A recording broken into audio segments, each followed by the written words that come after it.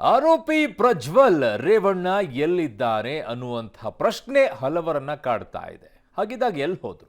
ಸರ್ಕಾರಕ್ಕಿರುವಂತಹ ಮಾಹಿತಿಯ ಪ್ರಕಾರ ಜರ್ಮನಿಯಲ್ಲಿ ಇದ್ದಿದ್ದು ಮಾತ್ರ ಗೊತ್ತು, ಜರ್ಮನಿಗೆ ಹೋಗಿದ್ದು. ಅದಾದ ನಂತರ ಎಲ್ಲಿ ಹೋಗಿದ್ದು? ಎಸ್ಐಟಿ ಟೀಮ್ಗೆ ಈಗ ಪ್ರಜ್ವಲ್ ಲೊಕೇಶನ್ ಸಿಕ್ಕಾಪಟ್ಟೆ ಕಷ್ಟ ಆಗೋಗ್ಬಿಟ್ಟಿದೆ. ಜರ್ಮನಿ ಪ್ರವಾಸದ ಎಂಟ್ರಿ ಬಗ್ಗೆ ಮಾತ್ರ ಮಾಹಿತಿ ಇರೋದು, ಆದರೆ ಅದಾದ ಬಳಿಕ ಯಾವ ದೇಶಕ್ಕೆ ಹಾರಿರೋದು? ಈಗಾಗಲೇ 197 ದೇಶಗಳಲ್ಲಿ ಬ್ಲೂ ಕಾರ್ನರ್ ನೋಟಿಸ್ ಅನ್ನ ಜಾರಿ ಮಾಡಲಾಗಿದೆ. ಆದರೆ ಪ್ರಜ್ವಲ್ ಆ ವೀಸಾ ಪಡೆದು ಯುರೋಪ್ನಲ್ಲೇ ಇದ್ದಾರಾ? ಹುಡುಕಾಟ ಮಾತ್ರ ಬಹಳ ಕಷ್ಟ ಆಗೋಗಿದೆ. ಪ್ರಜ್ವಲ್ ಎಲ್ಲಿದ್ದಾರೆ ಎನ್ನುವಂಥದ್ದು ಇನ್ನೂ ಮಾಹಿತಿ ಸಿಗ್ತಾನೆ ಇಲ್ಲ. ಸದ್ಯಕ್ಕೆ ಸರ್ಕಾರದ ಬಳಿ ಇದ್ದಿದ್ದು ಜರ್ಮನಿಗೆ ಮಾತ್ರ ಹೋಗಿದ್ದಾರೆ ಅನ್ನೋದು ಟಿಕೆಟ್ನ ಮಾಹಿತಿಯ ಆಧಾರದ ಮೇಲೆ ಸರ್ಕಾರಕ್ಕೆ ಗೊತ್ತಾಗಿರೋದು. ಜರ್ಮನಿಗೆ ಹೋಗಿರುವಂಥ ಫ್ಲೈಟ್ ಟಿಕೆಟ್ ಏನಿತ್ತು ಅದರ ಆಧಾರದ ಮೇಲೆ ಮಾತ್ರ ಗೊತ್ತಿದ್ದು ಜರ್ಮನಿಗೆ ಹೋಗಿದ್ದಾರೆ ಅಂತ. ಬಟ್ ಜರ್ಮನಿಯಿಂದ ಎಲ್ಲಿ ಹೋದ್ರು, ಯಾವ ಕಡೆಗೆ ಹೋದ್ರು, ಏನು ಅನ್ನುವಂಥ ಮಾಹಿತಿ ಇಲ್ಲ. ಬ್ಲೂ ಕಾರ್ನರ್ ನೋಟಿಸಲ್ಲಿ ಅವ್ರು ಎಲ್ಲೇ ಮೂವ್ಮೆಂಟ್ ಆದರೂ ಕೂಡ ಅವ್ರು ಎಲ್ಲಿ ಲೊಕೇಶನ್ ಹೋಗುತ್ತೆ ಏರ್ಪೋರ್ಟ್ಗಳಲ್ಲಿ ಅದರ ಮಾಹಿತಿಗಳು ಬೇಗ ಸಿಕ್ಬಿಡುತ್ತೆ ಸರ್ಕಾರಗಳಿಗೆ.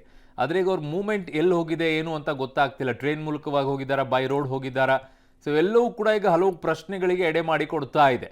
ಫ್ಲೈಟ್ ಮೂಲಕವಾಗಿ ಹೋಗಿದ್ದಿದ್ರೆ ಇಷ್ಟೊತ್ತಿಗೆ ಮಾಹಿತಿ ಸಿಗ್ತಾ ಇತ್ತು.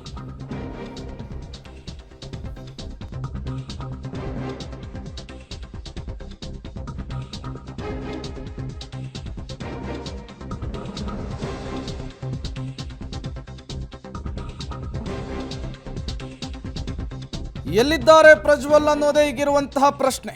ಜರ್ಮನಿಯಿಂದ ದುಬೈಗೆ ಪ್ರಜ್ವಲ್ ಬಂದೇ ಇಲ್ಲ ಎಂಬ ಮಾಹಿತಿ ಇದೆ. ಸರ್ಕಾರದ ಮೂಲಗಳ ಪ್ರಕಾರ ಯುರೋಪ್ನಲ್ಲಿಯೇ ಪ್ರಜ್ವಲ್ ಇರಬಹುದು ಅಂತ ಹೇಳಲಾಗ್ತಾ ಇದೆ. ಮೇ 15ರ ಬಳಿಕ ಪ್ರಜ್ವಲ್ ಲೊಕೇಶನ್ ಹುಡುಕಾಟಕ್ಕೆ ಕಾನೂನಿನ ಅಸ್ತ್ರವನ್ನು ಪ್ರಯೋಗಿಸಲಿಕ್ಕೆ ಎಸ್ಐಟಿ ಮುಂದಾಗ್ತಾ ಇದೆಯಂತೆ. ಈಗಾಗಲೇ ಸರ್ಕಾರದ ಮಟ್ಟದಲ್ಲಿ ಪ್ರಜ್ವಲ್ ಅವರನ್ನು ಕರೆತರುವ ಬಗ್ಗೆ ಒಂದು ದೊಡ್ಡ ಮಟ್ಟದ ಚರ್ಚೆ ಕೂಡ ಆಗ್ತಾ ಇರುವಂಥದ್ದು. ಒಂದು ಕಡೆ ಕೇಸ್ ಮೇಲೆ ಕೇಸ್ ದಾಖಲಾಗ್ತಾ ಇದೆ, ಮತ್ತೊಂದು ಕಡೆ ಲುಕೌಟ್ ನೋಟಿಸ್ ಜಾರಿಯಾಗಿತ್ತು. ಈಗ ಬ್ಲೂ ಕಾರ್ನರ್ ನೋಟಿಸ್ ಅನ್ನು ಕೂಡ ಎಸ್ಐಟಿ ಅಧಿಕಾರಿಗಳು ಜಾರಿಯನ್ನು ಮಾಡಿದ್ದಾರೆ.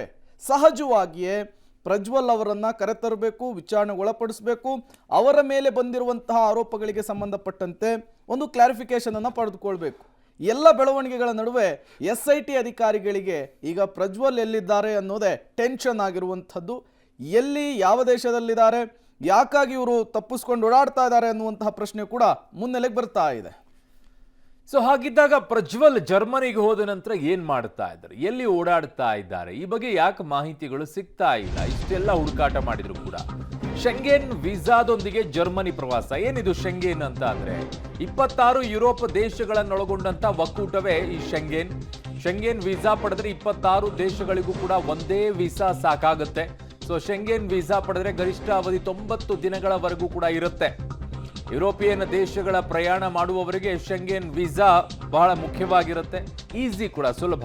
ಸೊ ಶೆಂಗೆನ್ ವೀಸಾವನ್ನ ಪಡೆದು ಜರ್ಮನಿಗೆ ಪ್ರಜ್ವಲ್ ತೆರಳಿದ್ದಾರೆ ಎನ್ನುವಂತಹ ಮಾಹಿತಿ ಸಿಗ್ತಾ ಇದೆ. ಸೊ 90 ದಿನಗಳವರೆಗೂ ಕೂಡ ಈ ವೀಸಾ ಸಿಕ್ಕಾಗ ಆರಾಮಾಗಿ ಓಡಾಡ್ಕೊಳ್ಬಹುದು. 26 ದೇಶಗಳನ್ನು ಒಳಗೊಂಡಿರುವಂತಹ ಒಕ್ಕೂಟ, ಯುರೋಪ್ನ 26 ದೇಶಗಳನ್ನು ಒಳಗೊಂಡಂತ ಒಕ್ಕೂಟವೇ ಈಗ ಶೆಂಗೆನ್. ಇದರ ವೀಸಾ ಪಡ್ಕೊಂಡಿದ್ದಾರೆ ಅನ್ನುವಂಥ ಮಾಹಿತಿ ಸಿಗ್ತಾ ಇದೆ. ಹಾಗಾಗಿ ಅವರು ಬೇರೆ ದೇಶದ ವೀಸಾ ಪಡ್ಕೊಂಡಿದ್ರೆ ಅದರ ಮಾಹಿತಿ ಸಿಕ್ಬಿಡ್ತಾ ಇತ್ತು.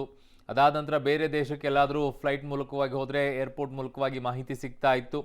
ಬಟ್ ಈಗ ಯಾವುದು ಕೂಡ ಮೂಮೆಂಟ್ಸ್ಗಳು ಕಾಣಿಸ್ತಾ ಇಲ್ಲ. ಹಾಗಾಗಿ ಎಲ್ಲಿ ಓಡಾಡ್ತಾ ಇದ್ದಾರೆ ಏನು ಅನ್ನುವಂಥದ್ದು ಗೊತ್ತಾಗ್ತಿಲ್ಲ. ಬಟ್ ಕಷ್ಟ ಏನೂ ಅಲ್ಲ, ಸ್ವಲ್ಪ ಸಮಯವನ್ನು ತೆಗೆದುಕೊಳ್ಳುತ್ತೆ.